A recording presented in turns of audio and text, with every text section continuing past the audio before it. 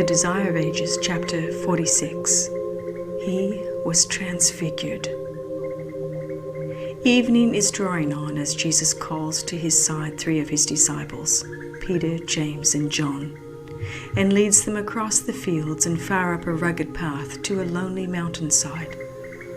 The Savior and his disciples have spent the day in traveling and teaching, and the mountain climb adds to their weariness. Christ has lifted burdens from mind and body of many sufferers. He has sent the thrill of life through their enfeebled frames. But he also is compassed with humanity, and with his disciples he is wearied with the ascent. The light of the setting sun still lingers on the mountaintop and gilds with its fading glory the path they are traveling. But soon the light dies out from hill as well as valley. The sun disappears behind the western horizon, and the solitary travelers are wrapped in the darkness of night. The gloom of their surroundings seems in harmony with their sorrowful lives, around which the clouds are gathering and thickening. The disciples do not venture to ask Christ whither he is going or for what purpose. He has often spent entire nights in the mountains in prayer. He whose hand formed mountain and valley is at home with nature and enjoys its quietude. The disciples follow where Christ leads the way, yet they wonder why their Master should lead them up this toilsome ascent when they are weary and when he too is in need of rest. Presently Christ tells them that they are now to go no farther. Stepping a little side from them, the man of sorrows pours out his supplications with strong crying and tears.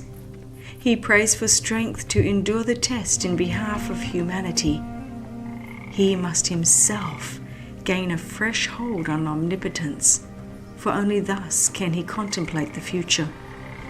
And he pours out his heart longings for his disciples, that in the hour of the power of darkness, their faith may not fail. The dew is heavy upon his bowed form, but he heeds it not. The shadows of night gather thickly about him, but he regards not their gloom. So the hours pass slowly by.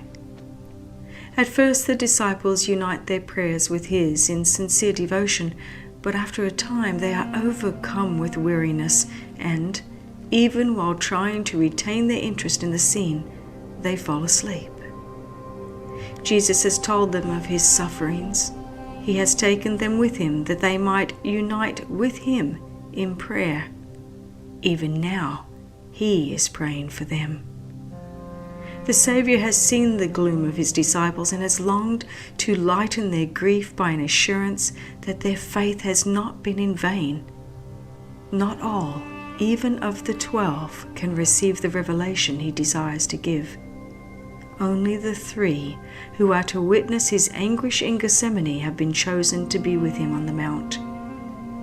Now the burden of his prayer is that they may be given a manifestation of the glory he had with the Father before the world was, that his kingdom may be revealed to human eyes, and that his disciples may be strengthened to behold it.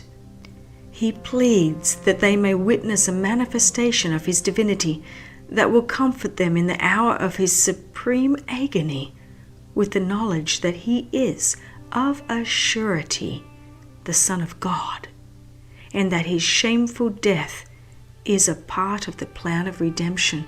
His prayer is heard. While he is bowed in lowliness upon the stony ground, suddenly the heavens open. The golden gates of the city of God are thrown wide, and holy radiance descends upon the mount, enshrouding the Saviour's form.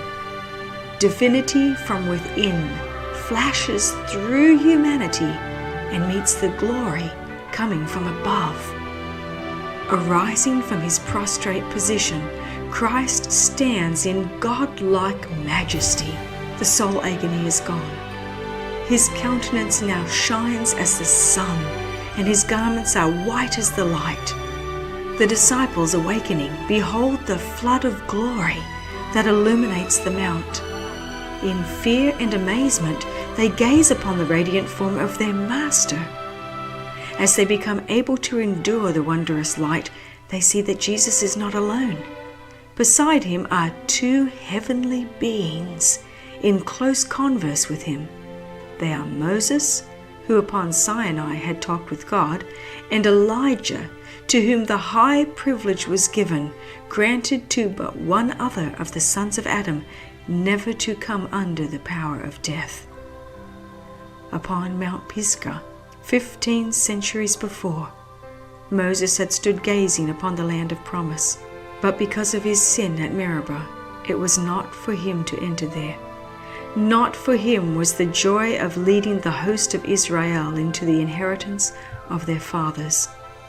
His agonized entreaty, "I pray thee, let me go over and see the good land that is beyond Jordan, that goodly mountain and Lebanon," was refused. The hope that for 40 years had lighted up the darkness of the desert wanderings must be denied. A wilderness grave was the goal of those years of toil and heart-burdening care. But he who is able to do exceeding abundantly above all that we ask or think had in this measure answered his servant's prayer. Moses passed under the dominion of death, but he was not to remain in the tomb. Christ himself called him forth to life. Satan the tempter had claimed the body of Moses because of his sin, but Christ the Savior brought him forth from the grave. Moses upon the Mount of Transfiguration was a witness to Christ's victory over sin and death. He represented those who shall come forth from the grave at the resurrection of the just. Elijah, who had been translated to heaven without seeing death, represented those who will be living upon the earth at Christ's second coming, and who will be changed in a moment, in the twinkling of an eye, at the last trump, when this mortal must put on immortality, and this corruptible must put on incorruption. Jesus was clothed with the light of heaven, as he will appear when he shall come the second time without sin unto salvation. For he will come in the glory of his Father with the holy angels. The Saviour's promise to the disciples was now fulfilled. Upon the mount, the future kingdom of glory was represented in miniature. Christ the King, Moses a representative of the risen saints, and Elijah of the translated ones. The disciples do not yet comprehend the scene, but they rejoice that the patient teacher, the meek and lowly one, who has wandered to and fro, a helpless stranger, is honored by the favored ones of heaven. They believe that Elijah has come to announce the Messiah's reign, and that the kingdom of Christ is about to be set up on the earth. The memory of their fear and disappointment they would banish forever. Here, where the glory of God is revealed, they long to tarry. Peter exclaims, "Master, it is good for us to be here, and let us make 3 tabernacles, one for thee, and one for Moses, and one for Elias." The disciples are confident that Moses and Elijah have been sent to protect their master and to establish his authority as king. But before the crown must come the cross. Not the inauguration of Christ as king, but the decrease to be accomplished at Jerusalem is the subject of their conference with Jesus. Bearing the weakness of humanity and burdened with its sorrow and sin, Jesus walked alone in the midst of men. As the darkness of the coming trial pressed upon him, he was in loneliness of spirit, in a world that knew him not. Even his loved disciples, absorbed in their own doubt and sorrow and ambitious hopes, had not comprehended the mystery of his mission. He had dwelt amid the love and fellowship of heaven, but in the world that he had created, he was in solitude, Now heaven had sent its messengers to Jesus, not angels, but men who had endured suffering and sorrow and who could sympathize with the Savior in the trial of his earthly life. Moses and Elijah had been co-laborers with Christ. They had shared his longing for the salvation of men. Moses had pleaded for Israel, "Yet now, if thou wilt forgive their sin, and if not, blot me, I pray thee, out of thy book which thou hast written." Elijah had known loneliness of spirit as, for 3 years and a half of famine, he had borne the burden of the nation's hatred and its woe. Alone he had stood for God upon Mount Carmel.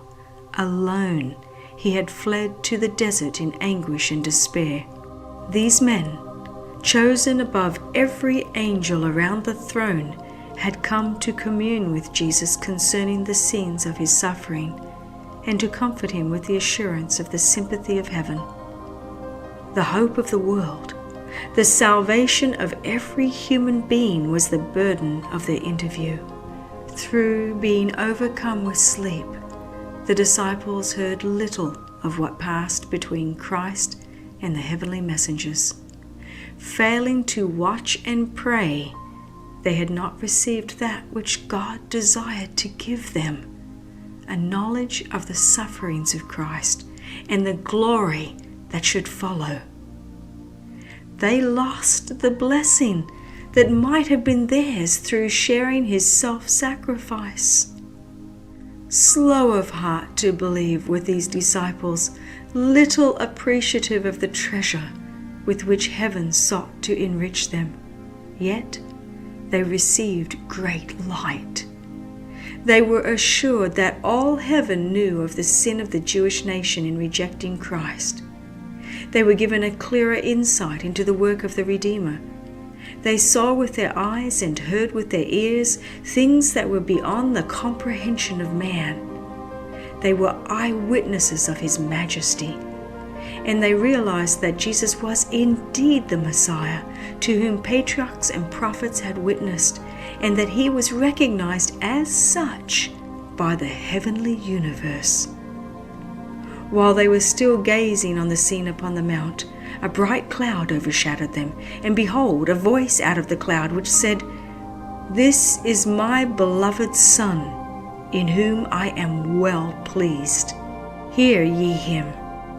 As they beheld the cloud of glory, brighter than that which went before the tribes of Israel in the wilderness, as they heard the voice of God speak in awful majesty that caused the mountain to tremble, the disciples fell smitten to the earth. They remained prostrate, their faces hidden, till Jesus came near and touched them, dispelling their fears with his well-known voice.